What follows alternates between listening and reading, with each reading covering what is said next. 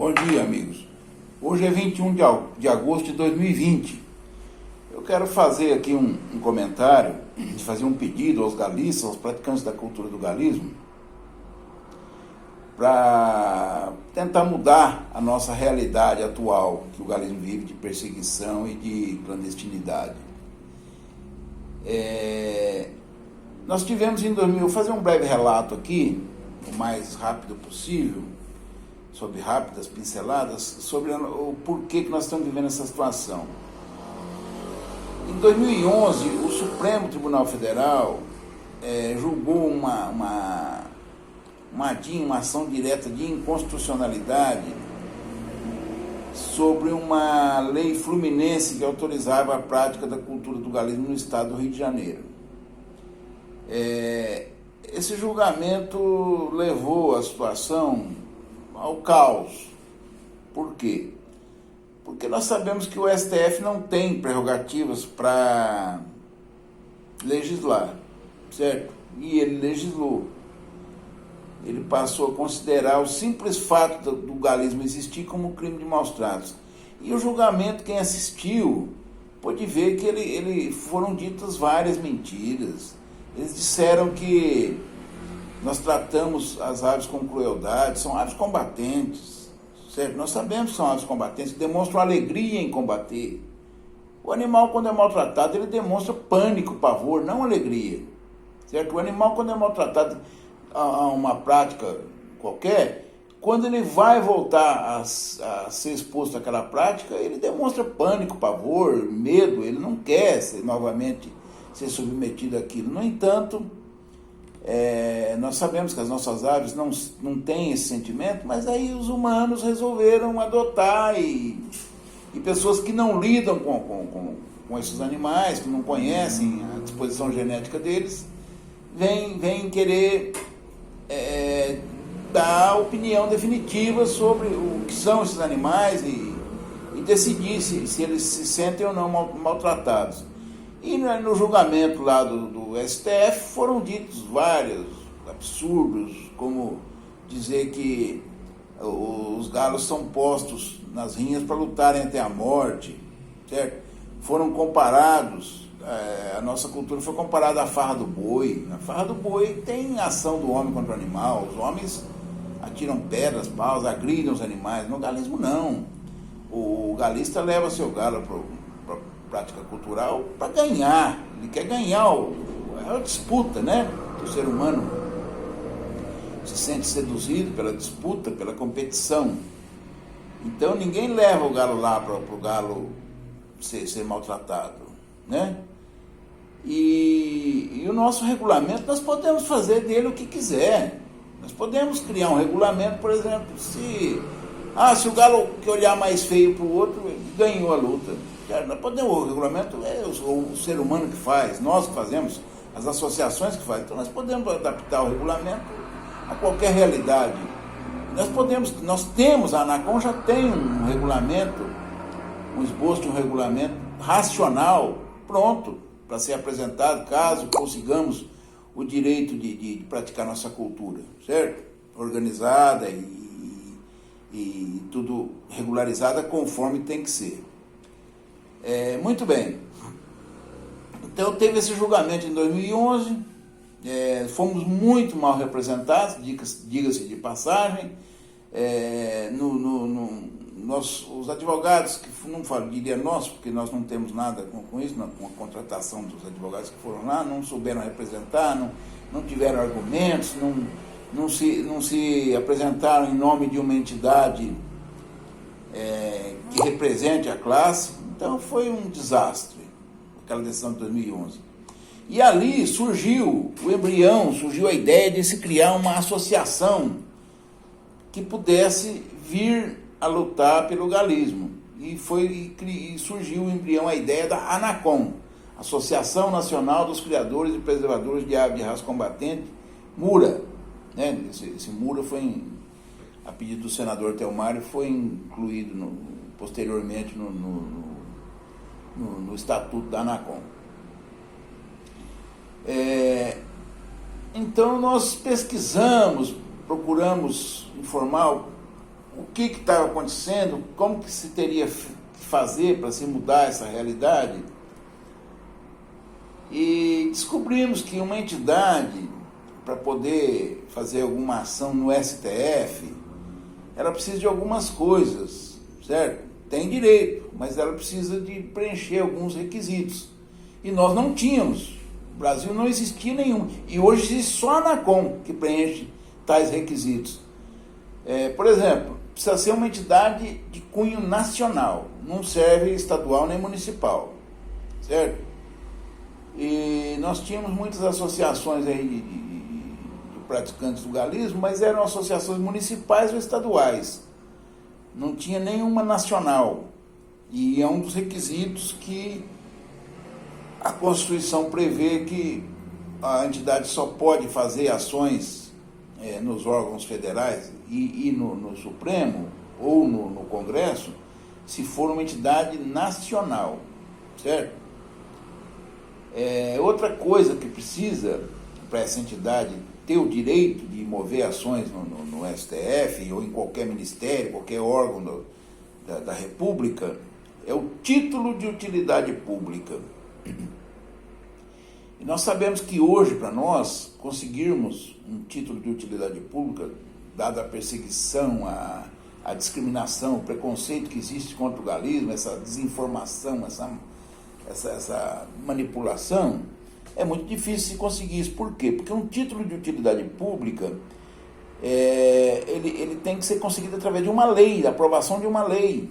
Essa lei tem que ser votada, se for municipal, na Câmara de Vereadores, e o prefeito assinar. A ANACOM conseguiu esse documento. A ANACOM tem o título de utilidade pública, certo? Tem uma lei municipal de patrocínio que reconhece a ANACOM como uma entidade de utilidade pública.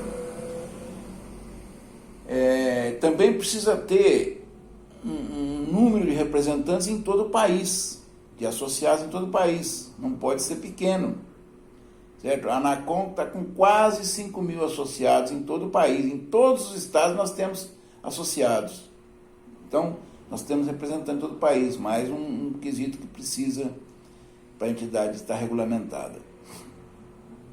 E também precisava de uma oportunidade para poder entrar no Supremo, para poder provocar o Supremo. Porque nós perdemos em 2011, nós tínhamos 2 anos para recorrer, não foi feito, não tinha entidade, não tinha nada preparado. Nós começamos a correr atrás de preparar a entidade para isso em 2011. A ANACOM, para vocês terem ideia da dificuldade, ela foi registrada em 2013, no início de 2013. Ficamos quase 2 anos correndo atrás de documentação, e o Ministério Público tentando segurar, e não queria permitir que fosse criada essa entidade, mas conseguimos e foi criada. E o nosso estatuto, outra coisa que precisa é a entidade ter um estatuto direcionado a que ela se propõe, né? E no estatuto da ANACOM propõe que uma das nossas funções para a nossa existência da entidade é a luta pela perpetuação da prática cultural do galismo. Certo? Então, muito bem. Em 2018 veio uma lei, a PEC 96, chamada PEC da Vaquejada, que autoriza as práticas culturais reconhecidas, o uso de animais em seus eventos, né? Aí a vaquejada e o rodeio foi favorecido com essa lei. Muito bem. Agora, a Procuradoria-Geral da República discorda. Eles não querem que a vaquejada e o rodeio utilizem seus animais nos eventos, até porque na prática do rodeio e da vaquejada tem ação do homem contra o animal, né? E eles entraram novamente com uma DIN pedindo a revogação dessa lei da PEC 96, que cancela a lei que favorece as vaquejadas e os rodeios, certo? E no pedido deles, para ilustrar, eles citaram o galismo, citaram as rinhas de galo. Com isso, eles deram a oportunidade de as entidades que têm em seu estatuto previsto que podem exercer alguma ação de inconformismo, de não aceitação, a se habilitarem no processo e se defenderem, certo? Então vejam que a oportunidade surgiu, finalmente surgiu, em 2020. E nós procuramos um jurista que é ligado à área, que teve uma vitória muito expressiva, muito fantástica, que é o Dr. Edio Silva Júnior. Muitos devem ter visto ele atuando no dia da sua sustentação oral sobre a questão do sacrifício de animais em rituais religiosos. O Dr. Edio Silva deu um verdadeiro show. E ele é um advogado acostumado a ações do Supremo, né? Um advogado do mais alto gabarito e preparado, e eu acho que ele conseguiu uma vitória fantástica, porque ele conseguiu o direito ao sacrifício de animais. Nós estamos pedindo só o direito à utilização dos animais na nossa prática cultural, com a apresentação de um regulamento racional e atual, né? Que não permita aí os excessos, os massacres, né? Que não tragam à sociedade aquela imagem do dia seguinte do galo todo, participou da cultura, aí a situação do galo, aquilo nós temos que eliminar. O regulamento vai ter que ser mais exigente, né? Vai ter que decidir mais rápido. O galo ficou inferiorizado, assim como com os combates humanos. O adversário ficou inferiorizado, é declarado vencido e pronto, certo? Um acompanhamento médico veterinário, com um juiz preparado, com um regulamento bem claro apresentado para não criar dúvidas, né? Então, um regulamento racional, que eu chamo. E aí nós procuramos, o doutor Edio Silva até que nos procurou, nós havíamos conversado com ele já naquele momento daquela vitória da Umbanda lá, né? Mas ele falou, olha, vocês precisam agora de uma oportunidade, o dia que surgir alguma oportunidade, aí vocês têm que entrar, mas tem que surgir a oportunidade, porque perdeu o prazo, né, que era 2 anos, 2011, em 2013 venceu o prazo, nós não estávamos preparados, perdemos o prazo agora, tínhamos que aguardar uma oportunidade e ela surgiu, com essa adinha aí da vaquejada. O galismo foi citado, nos deu o direito de criar. E a ANACOM está preparada. A ANACOM reuniu documentação, o número de associados que precisa, é uma entidade de cunho nacional, tem o título de utilidade pública, tem um estatuto que enquadra, que defende o galismo, que luta pela perpetuação da cultura. Então está tudo certo. Aí nós procuramos o Dr. Edio Silva e fomos combinar valores. E chegamos a um valor de R$250 mil, mais as despesas com viagens e hospedagem, certo? Para que ele fizesse toda a ação. Mas a ação,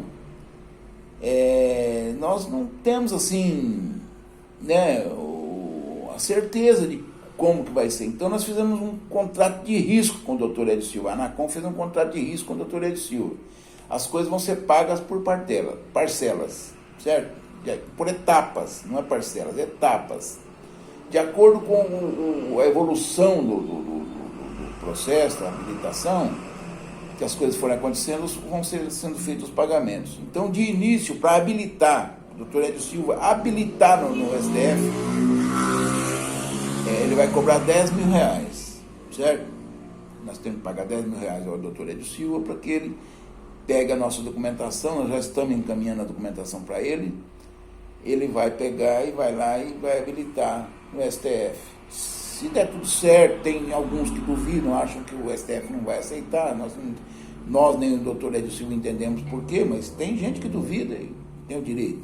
Tá ótimo. Então, nós vamos gastar R$10 mil para habilitar, para tentar habilitar. Se não aceitar, se não for habilitado, morreu. Nós vamos pagar esses R$10 mil e acabou o nosso vínculo com o advogado. Nós não temos que pagar mais nada e ele não tem que fazer mais nada também para nós. Como nós acreditamos que vai ser habilitada, a habilitação vai ser aceita e vai dar prosseguimento, aí conforme for andando o processo, mestre, agora eu tenho que fazer um trabalho tal, aí mais tanto, até chegar no total máximo de R$250 mil, certo? Esse é o final. E mais as despesas, ele vai ter que fazer umas 3 ou 4 viagens a Brasília, no máximo, para ir lá, ele vai ter que visitar os gabinetes dos ministros, conversar, quebrar aquele preconceito que existe, e ele tem portas para isso, ele tem conhecimento, ele tem habilidade para isso. Então, ótimo. Agora, nós temos que juntar esse dinheiro, né? Então, a Anacom não é de pedir dinheiro, nós não cobramos taxa de manutenção, todos sabem que a Anacom é uma entidade que... Quem conhece a Anacom de perto sabe da seriedade do nosso trabalho e do nosso objetivo, certo? Nosso objetivo era chegar nesse ponto. Nós sempre dissemos isso, nós nunca mudamos nada. Por quê? Porque nós fomos bem orientados lá no início, quando começamos, sobre o que precisava para a entidade estar apta a ser habilitada no STF e em qualquer ministério, ou qualquer casa do governo federal, estadual, em qualquer lugar, certo? Então, nós preparamos a documentação, tudo nós preparamos. E nós temos um trabalho voluntário, não temos salário, não. Aqui nós não trabalhamos por dinheiro, nós trabalhamos por amor à cultura. E nós não conformamos de aceitar a extinção da cultura como o Ministério Público quer determinar no Brasil, justamente na nossa geração, né? Então, o nosso trabalho é esse. É isso, o nosso trabalho é chegar nesse ponto e tentar reverter o caso para acabar essa perseguição que o galista sofre hoje. Nós acreditamos de coração, entenda bem, nós fazemos por amor, mas não somos amadores não, porque o nosso trabalho tem se mostrado um trabalho coerente e no caminho certo. O nosso trabalho nunca fugiu, nós nunca mudamos uma vírgula do nosso trabalho. Certo? Por quê? Porque foi bem planejado, foi bem preparado e com um objetivo, né? Porque se a gente não tem um objetivo, não existe vento a favor para o navio que não sabe a que porto quer chegar. E a Anacom sempre soube, nós queríamos chegar nesse ponto. Era nesse porto que nós queríamos atracar. E chegou o momento. Só que nós dependemos do galinho, nós não temos recurso financeiro. A Anacom não tem esse recurso financeiro. Então, nós precisamos da mobilização dos galistas, da sensibilidade, para reunir esses valores. Então, nós estamos pedindo aqui agora, pela primeira vez, estamos fazendo uma campanha pedindo para o pessoal engajar nessa situação. Nós estamos disponibilizando uma conta poupança. Essa conta está sendo exclusiva da Anacom. A conta da Anacom não é de pessoa física, não. É conta da pessoa jurídica da Anacom. Essa conta vai ficar, já está disponível para essa finalidade, certo? Nós fazemos prestação de contas com todos os valores, com a apresentação de extratos da movimentação da conta e uma planilha mostrando quem doou, quanto doou, em que data doou, para facilitar a prestação de contas. Inclusive, se for preciso devolver, se tiver algum valor cobrado, às vezes a arrecadação exceda os valores que nós vamos precisar, saber quem doou para poder devolver, né? Muito bem. Então, a nossa campanha é essa. Nós estamos pedindo para que as pessoas, para os galistas, doem, atentem para a importância do momento, certo?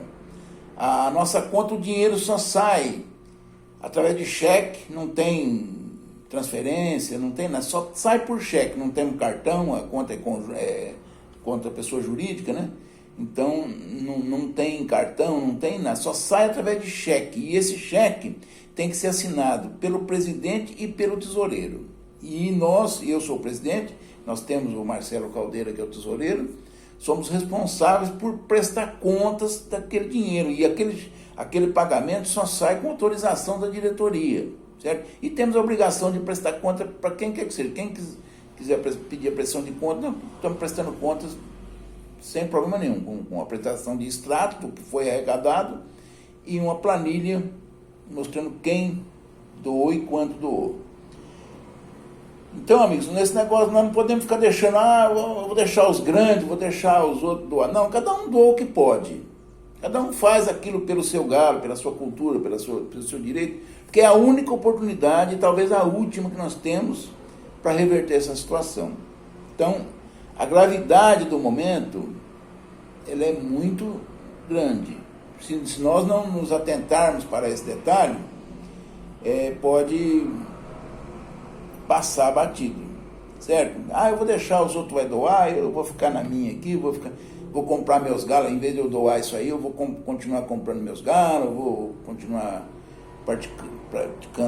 participando das rinhas clandestinas aí, vou curtir minha cultura e não vou ajudar, senão os outros doam e acabou.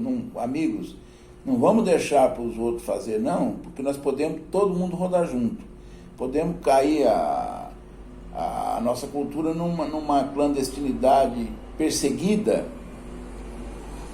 até a extinção, porque ninguém aguenta praticar uma cultura como a nossa, com essa perseguição do jeito que está, o Ministério Público mobilizando polícias largos de uma investigação aí sobre quadrilha de assaltante, de traficante, para ir numa rinha, certo? Está demais, é inadmissível. Então eu chamo a sensibilidade das pessoas que o momento chegou. Nós fizemos a nossa parte. Faça a sua. Doa o que você quiser. Assim que você doar, você entre em contato. Nós temos um zap, no telefone 34-99-815-3013, certo? Passa uma cópia do depósito, todo mundo tem celular, né? Passa uma cópia do depósito e fala, fui eu que doei, nós vamos apresentar uma planilha de custo mostrando os nomes e os valores de quem doou, tudo certinho, tudo transparente, tudo na mais alta lisura. E nós trabalhamos voluntariamente, isso não é dinheiro, não é para nós não, amigos, esse dinheiro é para pagar um advogado, e nós não podíamos contratar qualquer advogado, nós tínhamos que contratar um advogado com um renome. Por exemplo, o doutor Hélio Silva conseguiu uma das vitórias que a maioria achava inatingível, certo? Achava impossível, e ele conseguiu. Então, a gente tem que respeitar o trabalho de um profissional desse. Então, nós não contratamos qualquer advogado, não. Nós contratamos um advogado especialista e muito bom e com um currículo de vitórias, né? Tínhamos um outro nome, que é o Dr. Cacai, mas ele fala em 2 milhões de reais na ação, nós estamos trabalhando por 10% disso, certo? E com um advogado tão bom tanto quanto, né? Então, amigos, se conscientizem